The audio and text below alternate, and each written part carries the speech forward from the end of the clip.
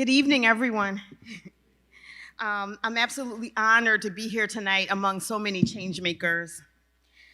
My primary mission as a district council member is putting City Hall to work for the communities I represent.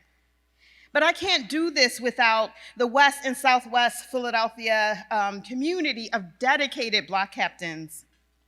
Block captains are City Council's eyes and ears. As we continue to contend with challenges like gun violence and housing insecurity, Block captains help us develop and implement community-based solutions. And no one exemplifies this more than our Block Captain of the Year, Dianna C. Coleman.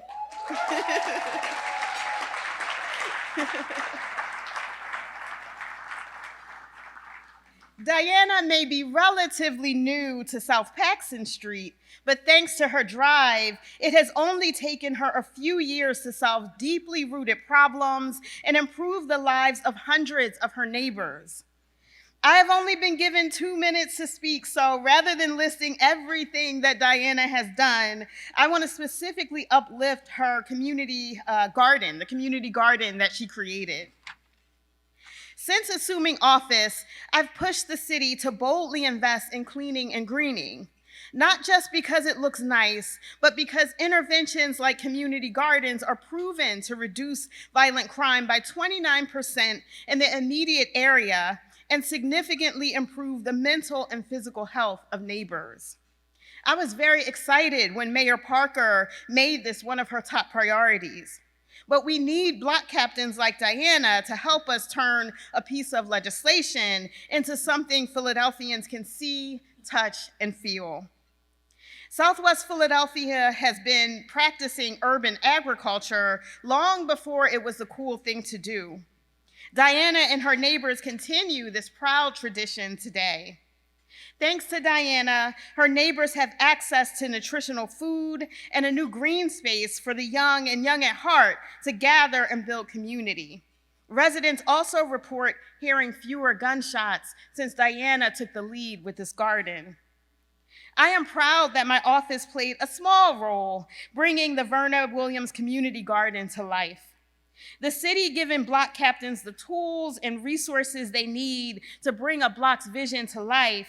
This is what municipal government is all about. So Dianna, thank you for everything that you do to make South Paxson Street a safer and more vibrant place to live. And as a token of my appreciation, well, I'm presenting you with this awesome award, but secondarily, as a token of my appreciation, I also brought a citation from City Council congratulating you on being named Block Captain of the Year.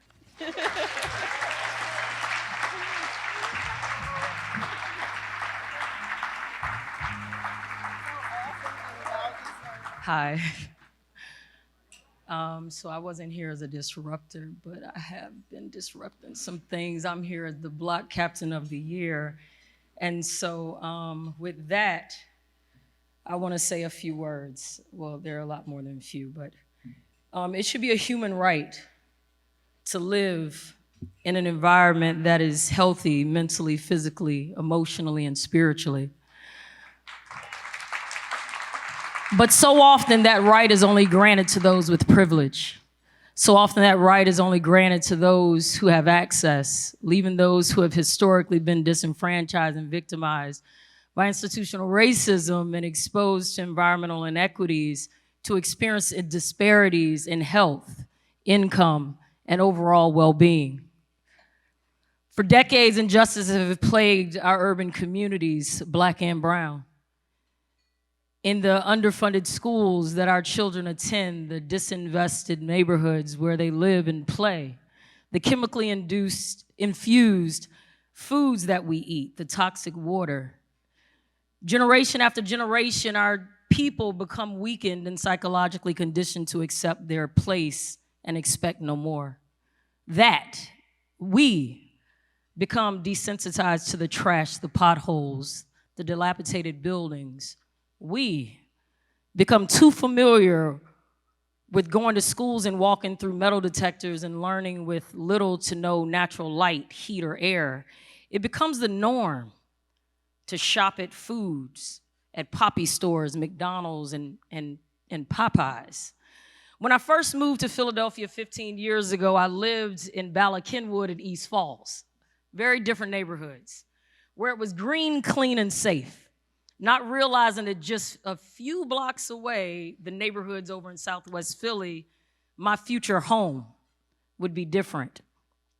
When I moved to Southwest Philly, I immediately noticed a stark difference between how people lived, ate, spent their time, and saw the world around them. People appeared to be merely existing, not living, not thriving, just surviving. From vandalizing buildings, hurting animals, others, and themselves, I saw kids in the streets alone, needing direction, wanting to be noticed. Trash cracks, potholes were in abundance, and gun violence lit the streets and the lights, in the skies. Old piping, mold, mental health, substance use, domestic violence at the center of a lot of families. And little to no green spaces, parks, and streams in sight. Southwest Philly appeared to be detached from the rest of Philadelphia, forgotten and left behind, an afterthought. So first, I'm not gonna lie to you, I thought to myself, what have you gotten yourself into, Dianna? That went on for days, maybe even weeks, and then I thought about my grandparents, civil rights activists, George and Mary Sawyer. And I thought about who they were and who I had become. I started to spend time with a lot of the young people on my block, which led more kids from other blocks to come to our block. Taking them to parks, recreation centers, festivals, plays, college games, and zoos, talking to them about who they were and where they came from. Having reading and drumming circles on my porch, playing football and basketball and riding bikes with them throughout the city. Teaching them to have compassion for animals, the importance of loving oneself and one another, asking them questions to make them think, are you your brother's keeper?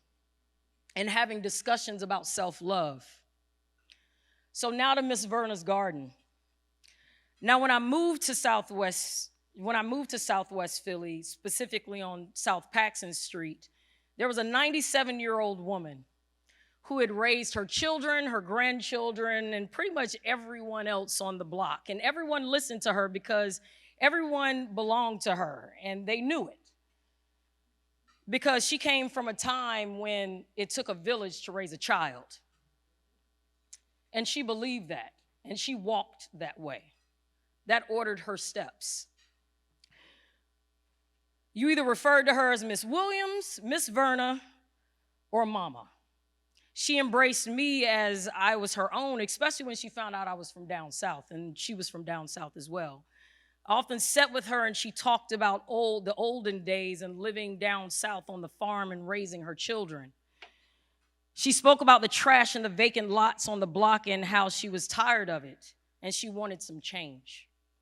She wanted something to be done, a space where people could feel, a space where people could heal, a space where people could come together, plant, grow, and harvest their own foods, a place reminiscent of down south where she grew up. So after Miss Verna unfortunately transitioned a few years ago, with the help of the kids on the block, these aren't the only two, it's about 10 to 12 other ones, I called them my junior block captains.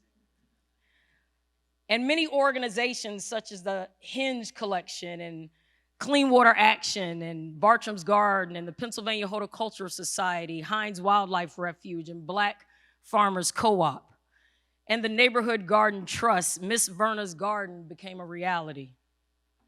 Over the past years, the community has come together to plant, harvest collard greens, kale, Swiss chard, peppers, watermelon, cantaloupe, and even more.